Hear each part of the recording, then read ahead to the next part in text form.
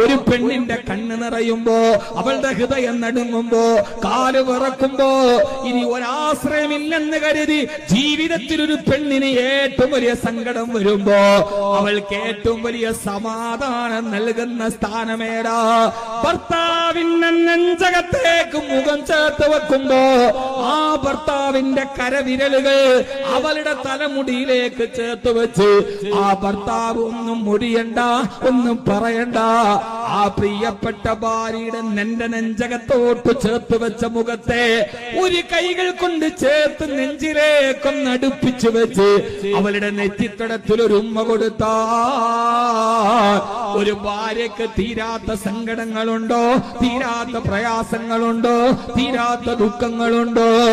എല്ലാം അവസാനിപ്പിക്കാൻ കഴിയുന്ന ഒരൊറ്റ മൂലി നമ്മുടെ കയ്യിലുണ്ട്. ഭാര്യക്ക് ടെൻഷൻ വന്നാല് സൈക്കാട്രിസ്റ്റ് വേണ്ട, മോട്ടിവേഷൻ ക്ലാസ് വേണ്ട, ഇൻസ്റ്റാഗ്രാമിന്റെ റീലുകൾ വേണ്ട, ഈ പുതിയ പുതിയ ആളുകളുടെ വാക്കുകൾ വേണ്ട. ഒരു ഭാര്യ തളർന്നു പോയാൽ, അവൾക്ക് ടെൻഷൻ വന്നാൽ, അവൾക്ക് സങ്കടം വന്നാൽ ഏറ്റവും വലിയ മോട്ടിവേഷൻ എവിടെയെന്നറിയോ?